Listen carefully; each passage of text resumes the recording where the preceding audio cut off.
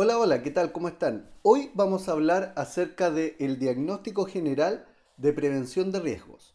Ahora bien, es importante señalar que cuando yo voy al médico, por ejemplo, voy en busca de un diagnóstico que le dé verdad una explicación a la sintomatología que yo tengo. Bueno, para este efecto, esto se trata más o menos de lo mismo. ¿Por qué? Porque la sintomatología son las enfermedades profesionales o los accidentes del trabajo que se tienen en el ámbito laboral. Por lo tanto, frente a esa sintomatología, yo tengo que necesariamente diagnosticar cuál es mi problema. Al igual como lo hace un médico con los exámenes, lo haría un experto en prevención, pero con herramientas preventivas. De manera que si nunca has hecho un diagnóstico general de prevención de riesgos o bien quieres aprender un poco más y potenciar tus conocimientos, te sugiero que te quedes con nosotros.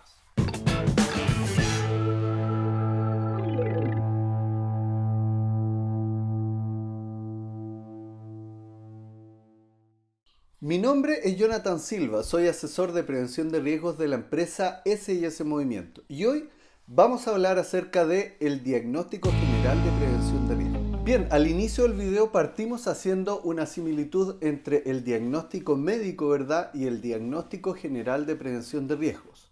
Y hablamos anteriormente de que el médico, para poder dar un diagnóstico, tiene que hacer exámenes médicos. Bueno, para este efecto nosotros tenemos las herramientas preventivas. Las herramientas preventivas, entre otras cosas, nos permiten poder establecer desde el punto de vista cualitativo y cuantitativo cuál es nuestra problemática en materias de accidentes del trabajo y enfermedades profesionales. Para este efecto en particular, nos parece que los tópicos mínimos o las herramientas preventivas mínimas que se debiesen analizar cada vez que yo voy a hacer un diagnóstico general de prevención de riesgos son las siguientes. La primera herramienta preventiva es la MIPER, la Matriz de Identificación de Peligros y Evaluación de Riesgos. ¿Qué es la MIPER? Bueno, la MIPER o Matriz de Identificación de Peligros y Evaluación de Riesgos no es más que analizar todas las actividades que tiene una empresa, distribuirlas, ¿verdad?, en actividades específicas y se tienen que identificar cuáles son los peligros asociados a esa actividad, cuáles son los riesgos asociados a esa actividad, cuál es el nivel de control que se está implementando hoy día en tiempo real, ¿verdad?, en la empresa, y también se tiene que hacer una valoración en términos de frecuencia y gravedad para poder determinar cuáles son los riesgos más importantes desde el punto de vista de la seguridad. Es decir, es una herramienta preventiva que me permite trabajar bajo el principio de los pocos críticos. Es decir, definir cuáles son los riesgos más importantes y atacar desde ese punto de vista.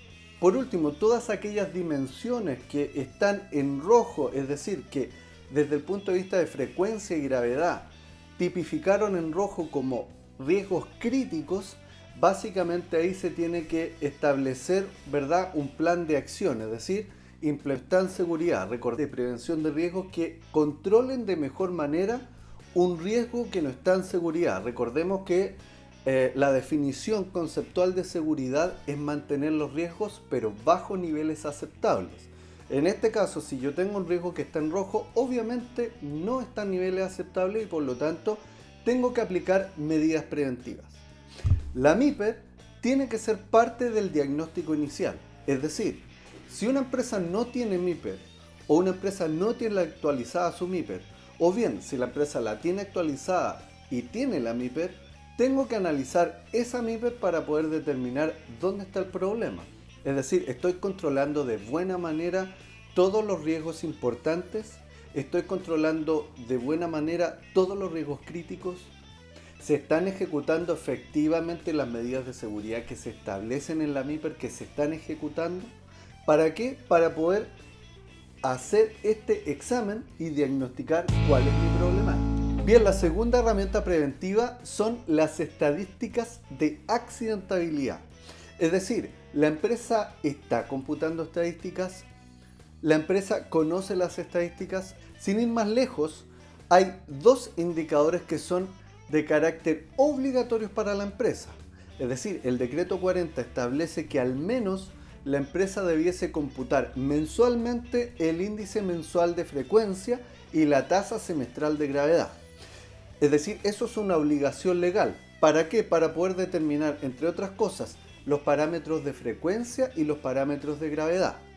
Por un lado hablamos de, ¿verdad?, el control de riesgo con la MIPER, pero por otro lado tengo que también ver cuál es la casuística real que tiene la empresa.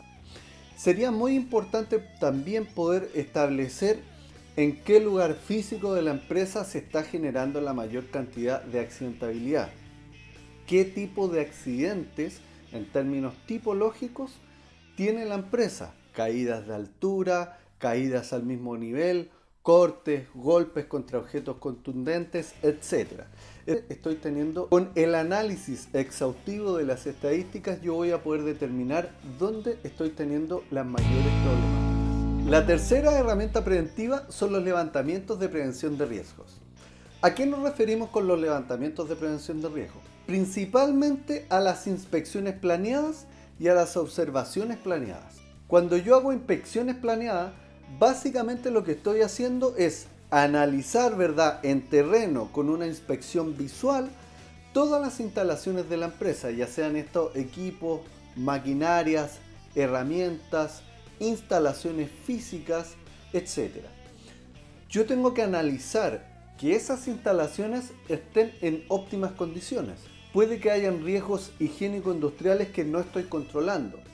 Puede que hayan riesgos físicos, por ejemplo, cuando las máquinas no tienen espacio suficiente para trabajar. Recordemos que el decreto 594 establece que todas las maquinarias con partes móviles tienen que tener al menos 150 centímetros de radio para poder trabajar. Ahora, si esa misma máquina tiene sus sistemas de transmisión de energía sin los correspondientes resguardos, es decir, que hay piñones con cadenas a la vista o hay poleas con correas a la vista, también tenemos una deficiencia en las instalaciones.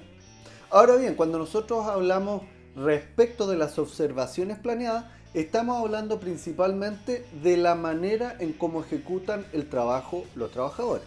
Cuando un trabajador no se está ajustando de manera estricta a lo que establece el procedimiento seguro de trabajo para una actividad en particular, obviamente significa que la observación planeada está diagnosticando que, si bien es cierto, la empresa tiene una matriz de riesgos, en la matriz de riesgos yo definí que tenía que tener un procedimiento seguro de trabajo, la problemática la estoy teniendo porque el trabajador no está ejecutando el trabajo como lo establecen los estándares de seguridad de la empresa. Por lo tanto, la tercera herramienta preventiva y muy importante para poder diagnosticar el real problema que tiene la empresa son los levantamientos de riesgos, inspecciones y observaciones planeadas. Por último, la cuarta herramienta preventiva que se tiene que analizar sí o sí para poder diagnosticar fehacientemente un problema que pueda tener la empresa en materias de accidentes del trabajo y enfermedades profesionales va a ser la matriz de identificación de requisitos legales.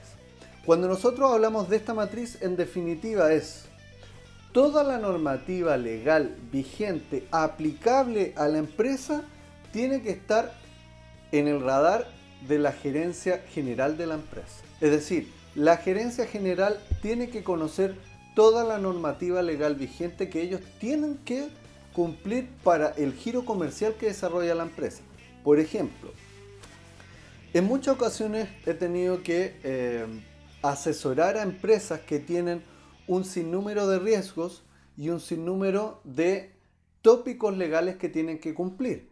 Sin perjuicio de eso, eso está bajo el radar de la gerencia general, es decir, ellos no advierten que tienen esa necesidad en particular. Por ejemplo, cuando las empresas tienen bodegas, ya el solo hecho de tener una bodega como destinación, es decir, cuando un edificio tiene el destino de bodega, esta bodega tiene que tener un estudio de cargas combustibles. Si esta bodega no tiene el estudio de cargas combustibles, no está cumpliendo los parámetros legales. Por lo tanto, en mi matriz de identificación de peligros y evaluación de riesgos, tengo que tener puesto que para todos aquellos edificios que tengan la destinación de bodegaje, tienen que tener necesariamente el estudio de cargas combustibles para cumplir con la Ordenanza General de Urbanismo y Construcción. Por lo tanto, es importante analizar todas las variables de estas 4 herramientas preventivas para poder diagnosticar correctamente cuál es la problemática que puede tener la empresa en materias de higiene, en materias de seguridad, en materias de enfermedades profesionales y en materias de accidentes de trabajo. Bien, espero te haya gustado este video. Es importante señalar que este video lo hicimos por un requerimiento de uno de nuestros suscriptores, Roberto Santana. Espero te haya servido, Roberto, y les pido por favor que compartan estos videos. Si les gusta, por favor dennos un like. ¿Para qué? Para poder llegar a mayor cantidad de personas y de esa manera poder culturizar en este tema de la seguridad industrial. Chao, chao.